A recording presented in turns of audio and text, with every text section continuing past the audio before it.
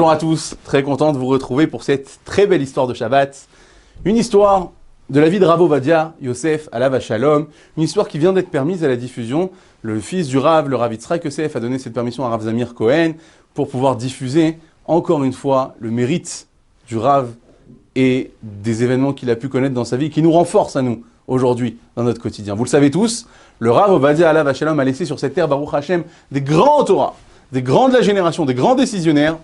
Et même ses filles sont mariées avec des Talmidei Chachamim, de grands rabbanim. Et on le doit bien entendu au mérite de la rabbinite Margalit Yosef Alea Shalom, qui a œuvré auprès de son mari pour laisser sur terre des enfants que l'on connaît aujourd'hui. On essaye de se projeter quelques dizaines d'années auparavant, lors du shidour, de la rencontre qu'avait fait le Rav Ovadia avec une prétendante avec qui il devait se marier. Non pas la rabbinite Margalit Yosef, mais une autre dame avec qui il devait se marier. Cette dame, à l'époque jeune fille, dit au Rav, propose au Rav d'aller se promener et d'aller au cinéma. Au cinéma. Nous sommes 7 jours avant le mariage, 7 jours avant le grand événement, et elle propose au Rav d'aller au cinéma, passer un moment au cinéma. Vous l'imaginez, le Rav a bien entendu refusé cette proposition. Et en déclinant, il dit non, il est hors de question que je mette les pieds dans ces endroits-là. Il dit mais comment ça, hors de question? On va juste au cinéma. Alors, que les choses soient remises dans leur contexte, on ne parle pas du cinéma d'aujourd'hui que l'on connaît aujourd'hui, mais le cinéma de l'époque, c'était un cinéma qu'on pourrait qualifier de spectacle de marionnettes. Ridicule. Mais le Rav, vous l'imaginez, le Rav, évidemment, n'avait pas sa place là-bas et donc a refusé catégoriquement. Cette jeune fille insista, rien à faire, le Rav refusa toujours d'y aller. Jusqu'au moment où cette dame a dit, mais puisque c'est comme ça voudrait dire que même après le mariage, tu refuseras qu'on se rende au cinéma. Je dis, bien entendu, hors de question. Ah, hors de question, puisque c'est comme ça, je romps tout de suite le shidour. On cesse notre relation et donc nous marierons pas. Pour n'importe qui, ça aurait pu être vécu comme un drame, un choc, mais vous l'imaginez, le Rav Ma'amin est convaincu, toujours dans ses positions. Il dit, il n'y a pas de souci, on interrompt le shidour. Simplement, cette jeune fille ne s'en est pas arrêtée là. Elle a amené le Rav au Beddin, au tribunal rabbinique, pour le condamner à des indemnités, tout simplement parce qu'il ne l'avait pas prévenu suffisamment plus tôt qu'il n'allait jamais se rendre au cinéma. Donc le Beddin a statué qu'à 7 jours avant le mariage, c'était peut-être quelque chose qu'il aurait fallu annoncer à cette jeune fille avant, et par conséquent, il devait lui verser des indemnités. Eh bien, figurez-vous que le Rav a versé des indemnités à cette jeune fille pour ne pas l'avoir prévenue suffisamment plus tôt. Mais l'histoire ne s'arrête pas là. Cette fois-ci, il y a seulement quelques dizaines d'années auparavant.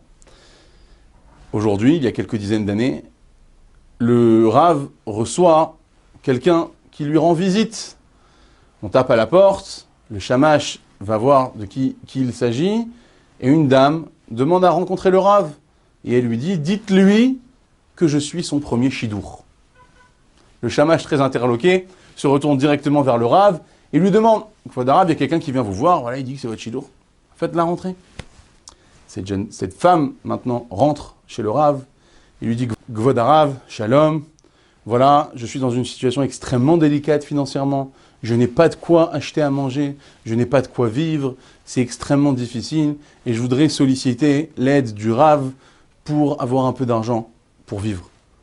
Le Rav, connu pour sa bonté, sa générosité, son grand chesed, mais bien entendu, chère madame, bien entendu, il la demande à son shamash, donnez-lui ce dont elle a besoin, des habits à manger, qu'on puisse lui remplir sa table de Shabbat.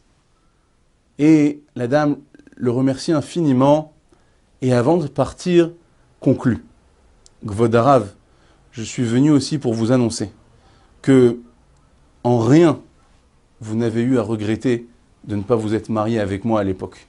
Sachez que, quelques mois après notre rupture, je me suis marié, et il s'est avéré que depuis, je n'ai jamais eu d'enfant.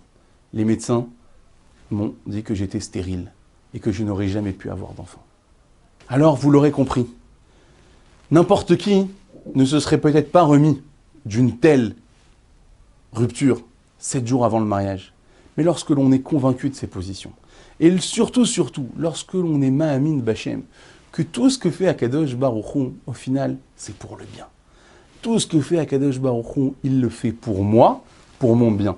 Si dans l'immédiat, je ne comprends peut-être pas le bien que je suis censé voir dans cette détresse, le fait d'y croire fait inverser toute la situation. Le Rav n'aurait pas eu les enfants qu'il a eu aujourd'hui, n'aurait peut-être pas eu la même vie qu'il a eu aujourd'hui s'il s'était marié avec cette dame. Akadosh Baruch Hu savait que le zivouk du Rav était la rabbinite Margalit Yosef avec qui il allait se marier quelques mois plus tard. Simplement, il faut simplement être Ma'amin Bachem. Croire au projet divin, croire en Akadosh Baruch Hu, se remettre entre ses mains. Et de ce fait, tout s'inverse pour du bien visible, du bien que l'on voit, du bien que l'on vit. Tout est une question d'Emouna. Shabbat Shalom.